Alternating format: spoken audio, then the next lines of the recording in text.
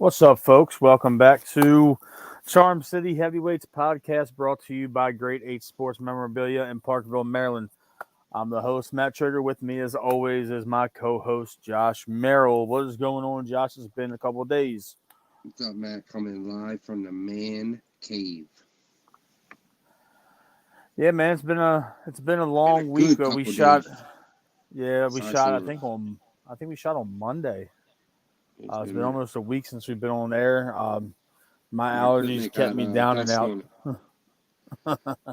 Allergies. Yeah, man. I think allergies. Everybody's having them issues right now, man. Yeah, it was kind of brutal for me. I was in bed before 8 o'clock on Tuesday, Wednesday, and Thursday, so it's been a little bit of a rough go. So, not much on the show tonight. Just me and you rocking by ourselves, and let's talk some Ravens and Orioles, man. The Orioles have been looking pretty good lately. The Ravens had their mini camp. We're a week removed from the NFL draft, and we got a first look at the rookies, the Ravens uniform. But it was kind of weird seeing a Raven wearing 95 for the first time since Jared Johnson left. Yeah, I don't like this number thing, man. Like Roquan wearing 0. Like I'm not a fan of it. I like that. I think that's cool. I like Roquan. The number 0, it's not really a big deal to me. It's just weird. It's weird. I don't like how the Ravens give the number 5 out. To me, the number 5 should be shut down. You know,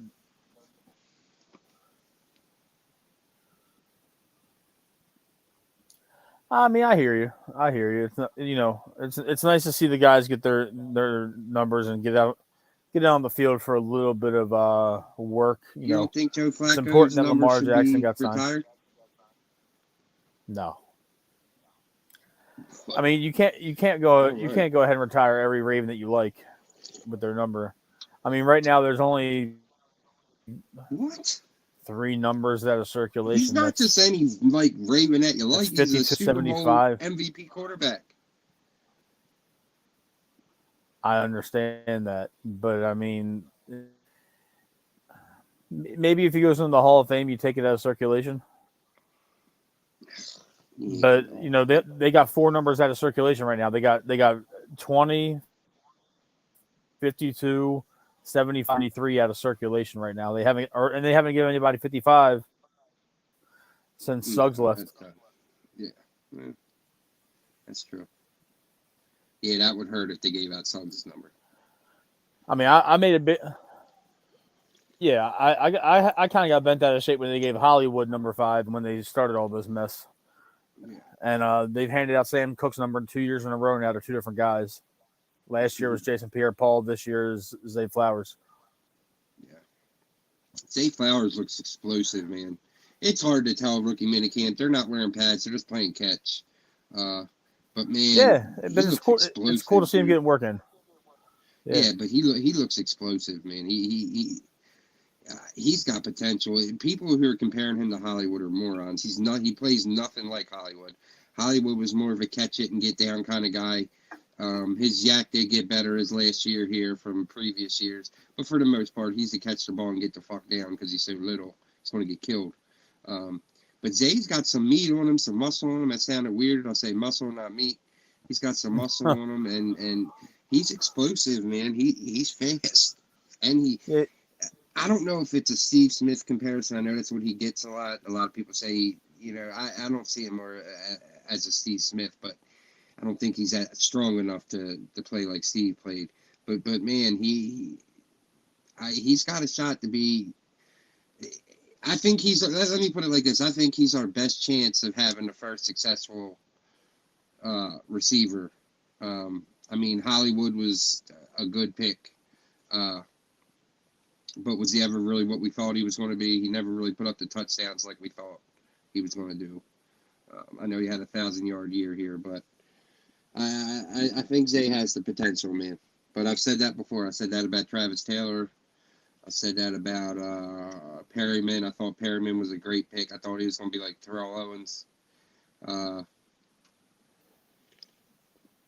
I've been tricked before. Mark Clayton tricked me, fucker. Ever tricked us over the years, but I'm gonna hold my reservations until these guys get into some pads and just under 3 months now until training camp. It seems like last season was forever ago, but it feels right on the heels of the 2023-2024 NFL season, and comes up quick. It does. I'm interested to see some of these linemen. I want to see how Caillou Blue Kelly at cornerback. Let's kind of talk a little bit about some of the announcements that the team made. John Harbaugh announced that Brandon Stevens is going back to play safety. Seems like he's going to take over the Chuck Clark role. That might rule out us bringing in somebody like Adrian Amos, a Baltimore native. I think they're going to sign another corner. I don't know. I think Rock Ya-Sin's it.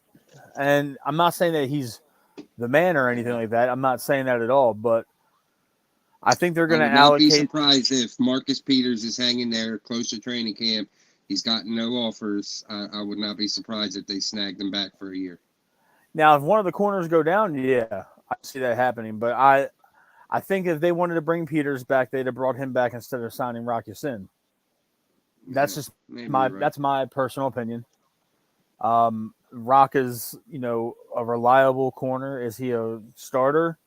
He started with the Raiders last year. He was their best statistical cornerback last year. So I don't know how the Raiders performed in this year.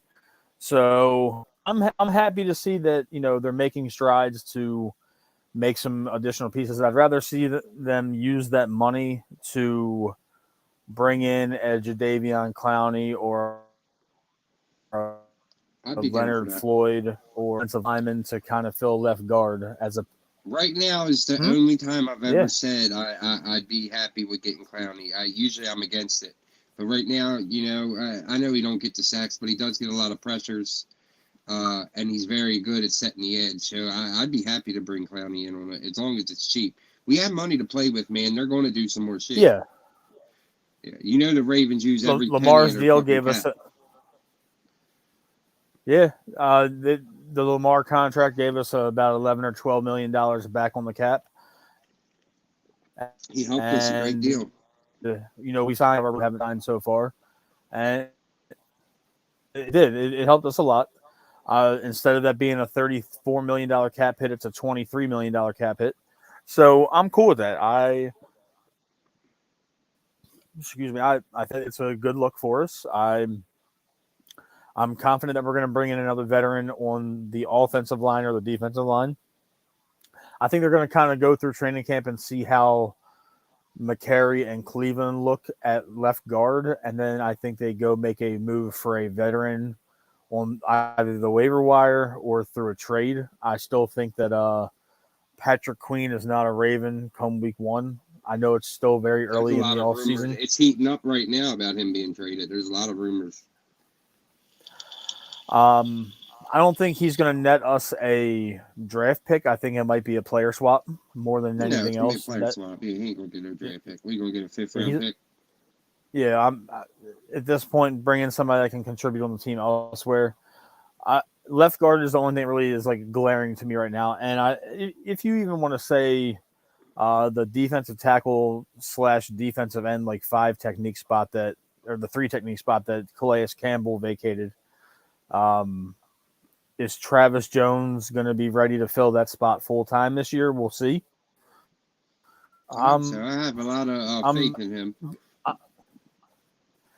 I'm cautiously optimistic about the year. I told I'm you before, excited, like I man. know Fuck that that. you're really happy Optimistic. with the. I'm excited. Uh, I'm excited. Yeah, because it seemed I'm like cautious. everything was going to shit.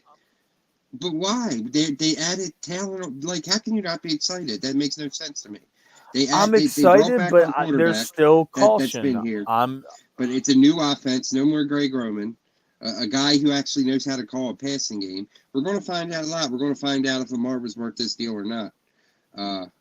To see how he can develop to a real pro style offense. It's not going to be to run. They're still going to run the ball. Don't get me wrong, but it's going to be more of a pro passing attack, drop back and throw, with Moncton's offense.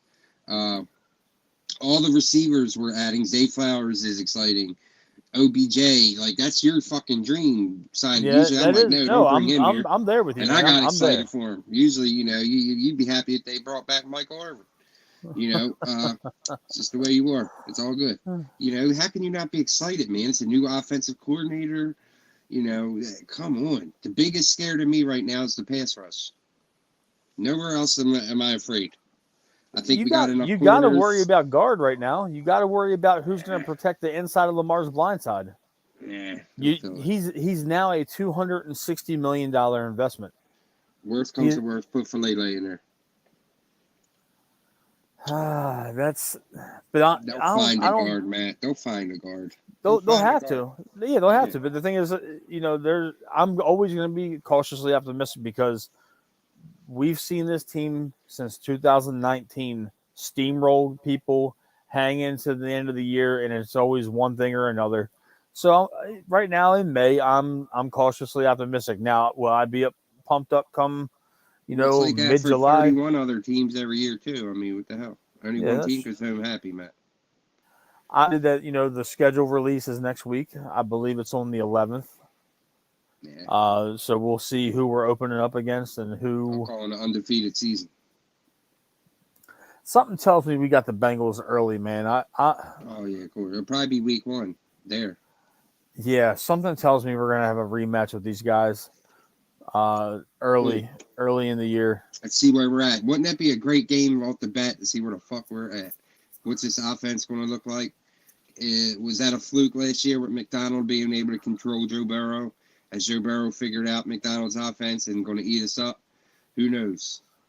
Yeah, I mean, I agree with you. I do agree with you. I'm 2013 when we got fucked up by the Broncos, I knew we ain't winning the Super Bowl again this year. Well, isn't the game Peyton Manning put up 7 touchdowns on us? Yeah, it was over in the first 10 seconds of the fucking game. Yep. Shit was over. That was a serious Super Bowl hangover year. That motherfucker running into Jacoby's knee. I was like, oh, this shit's just going horrible, man. This shit was terrible. That was a horrible game, man. Yes, it was. Shit. That dude got cut the next day, too. I forget what his name was, but the guy who ran into Jacoby's knee was cut the next day by the Ravens. But yeah, let's kind of switch gears a little bit. We've talked about the Ravens for the first 14 minutes of the show. It's been yeah. So we are in the thick of Orioles season. We are officially a month in, and the Orioles are still hot. I know that they lost a tough one today. We've been on national television this weekend playing the Braves. We shouldn't have lost today. That was lost yesterday either. The bullpen is. We should have ended up losing it. Yeah, looking a little rough right now. Bullpen's looking a tad bit rough. They look tired, man. It's like everyone. Yeah. It ain't just one guy you can key in on. It's the whole fucking bullpen. I think they're gonna have a little bit of trouble because I think that they're in the midst of a 19 out of 20 day stretch playing. Yeah. 1 day off in 3 weeks. This is not easy. No, it's a tough game, but every other team does it. So I mean, come on. Yeah, early in the game, you kind of had a feeling that Urias, what's a routine ground ball, he overthrows, Mountcastle.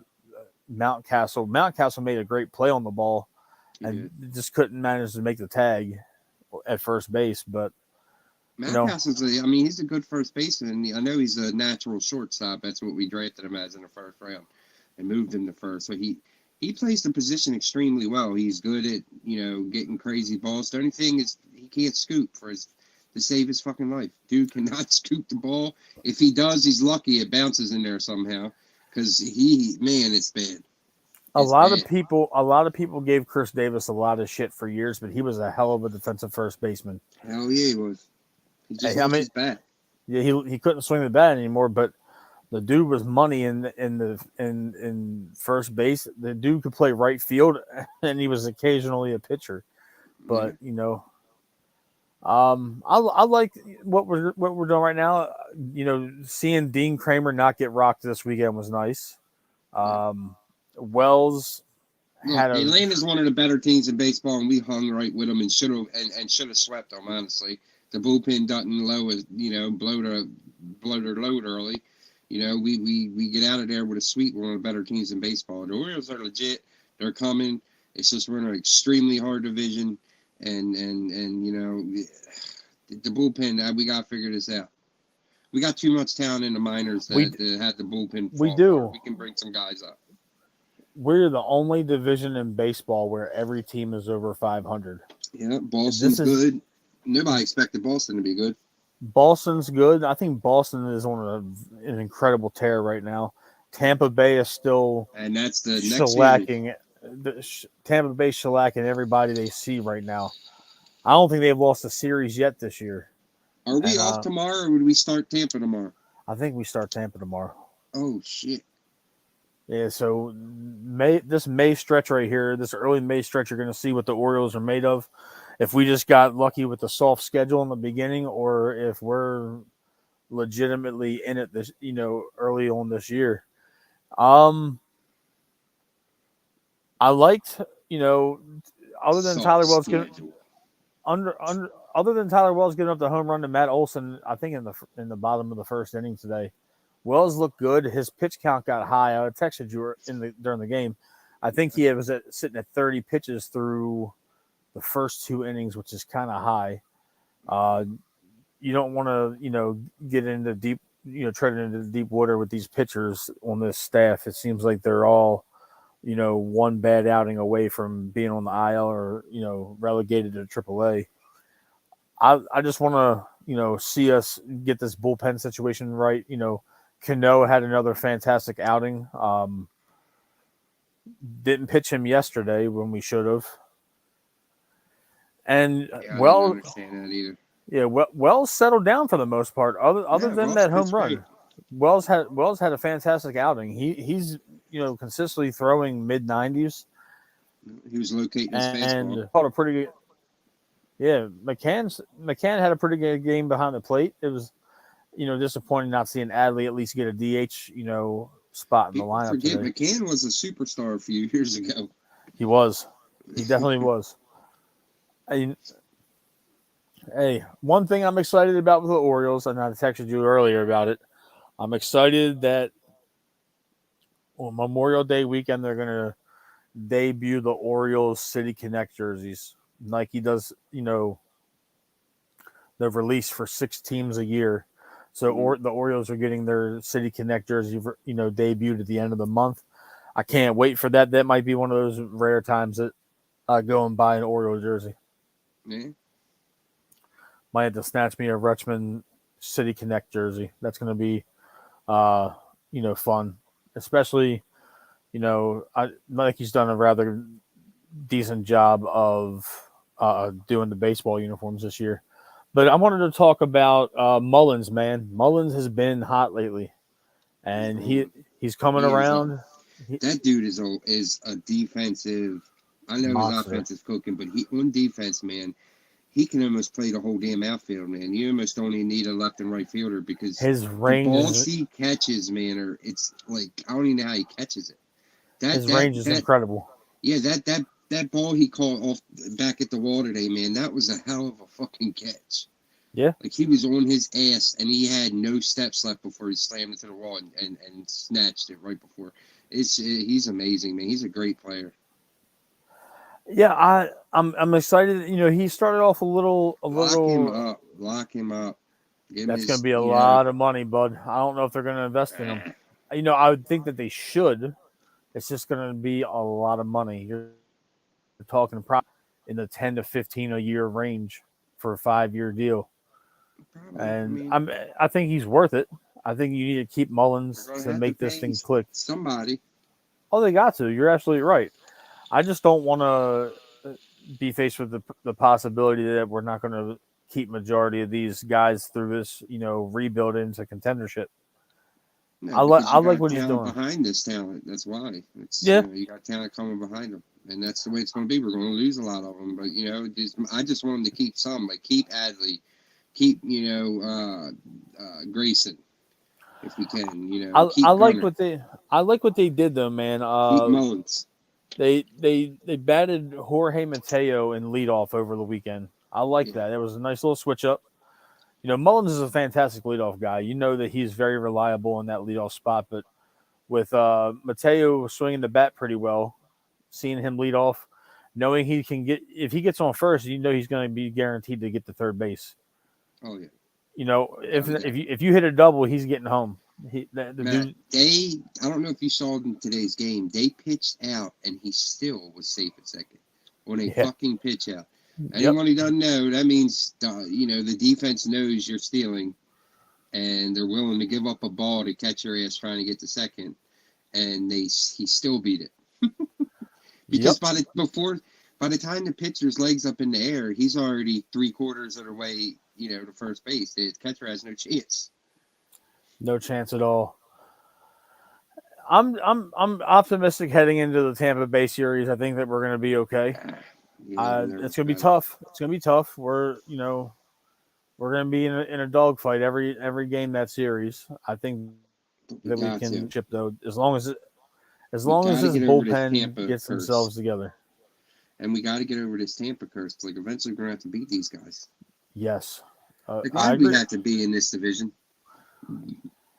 I it seems like both of our sports teams in this city are straddled in Hard division. incredibly difficult physical divisions, no matter which way you look at it.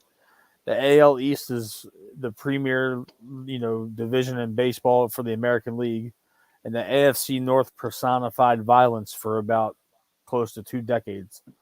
So nothing comes easy for this team. It's not like we're in the Maryland's in the NFC. Big Ten. Yeah, it's not like we're in the NFC East in football or we're in the AFC South in football. You know, it's not like we're in the AL Central, and it's this is the black and blue division. No It matter which makes you way you build swing it. strong. You have to build strong teams. You can't fuck around. Oh yeah, for sure. Or you're going to get slaughtered. It, you're absolutely correct. It's one of those things that you just kind of have to deal with on a yearly basis. And it doesn't even matter if there's an off year for the Red Sox; they're still good. Same thing with the Blue Jays. Even in an off year, they're still good. You can't. There's no way of getting around that. Nope. Nope. It's gonna be a fight to the finish line in the AL East. This division might not even be decided until the last 2 weeks or the last week of the season. Probably. Everybody's neck and neck, man. First to Everybody's last ain't that big of a difference. it's not a 4 or 5 game difference total Yeah. Yeah. So, from second place to last place. Boston and the Yankees are like, fuck, because for so many years they just had to worry about each other. Yeah, because they had the money to. Yeah. The money ruled the division, and now it doesn't. They're seeing Baltimore and Tampa Bay that are going along the analytics train, and they're increasing in the international markets, and they're competing. And Boston, and I mean Toronto, that's like second generation of city up there with Vlad Jr., Bo Bichette, and Kevin Biggio, and then they got a fantastic rotation up there. That them boys up there are not easy to deal with either. I don't know. What It's about the just Mets and Bucks struggling, man? They're talking about Bucks getting fired and shit. I love Buck. But that's the thing when you're in New York City, and you got a $300 million payroll, you got $245 million plus a year pitchers, you got all the talent in the world up there at the major league level. You can't lose. You need to win. You Yeah. need to win. You need to put asses in those seats every single night. And when you don't, they're going to find somebody that will. Yeah. I hate to say it, but Buck is like always the bridesmaid, never the bride kind of deal where every He gets time you close to a ring, and then somebody else comes in and actually yeah, accomplishes. he got us close, and then somebody's coming in, and now we're on the cusp of greatness. You would sometimes I think about what Buck would do with these young guys, but I think if Buck was in charge, I think we're older veterans in a higher payroll. So Yeah. that's just me. Yeah. What you think about Brock being bloody in the end? That was crazy, wasn't it? Oh, it was. It was. I enjoyed the pay per view last night. I know we don't talk a whole lot of WWE on the show, but that was a nice change of pace. That was the last pay per view before the brand split. They're going to Saudi Arabia in a couple of weeks for Night of Champions. They're going to crown a new world heavyweight champion. They pretty much took the WCW big gold belt and slapped the WWE logo right in the middle of it, and put some fancy plates on it. I don't like it. I know. Like snatching the title from Roman for him not losing it.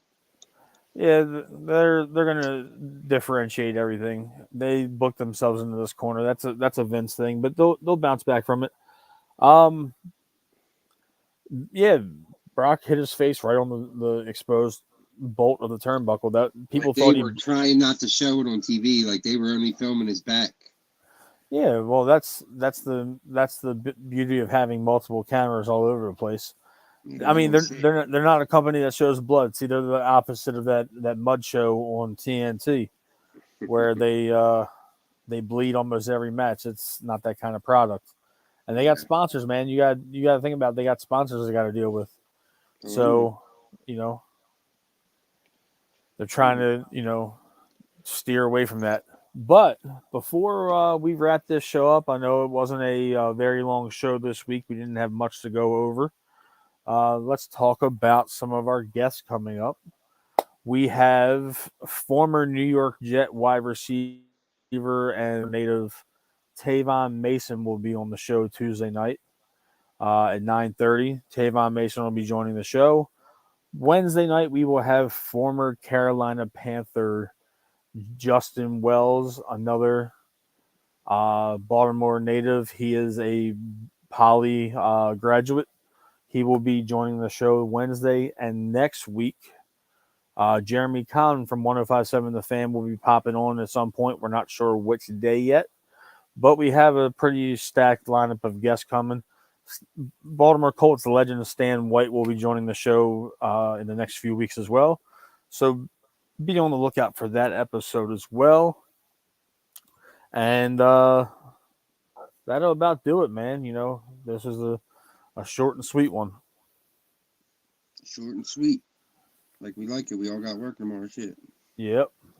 We don't normally shoot on Sunday or Saturdays or Sundays, so we had to bring you guys some content before the week was out. We got, we will be back on Tuesday night. Like I said, 9:30. Tavon will be coming on the show. He's going to be talking some NFL football, some Lamar Jackson, talk a little bit about Zay Flowers as a former professional wide receiver. So that should be cool to hear some breakdown from a former pro receiver about our new first round draft pick come Tuesday. And Tavon's been doing some great things with being a charity head and a children's book author. So we'll hear a little bit about that. And that's it, buddy. Let's go ahead and wrap this up. Let's wrap it up. Everybody go to bed. We got work tomorrow. Lamar signed. Don't listen to Matt. We're winning the fucking Super Bowl.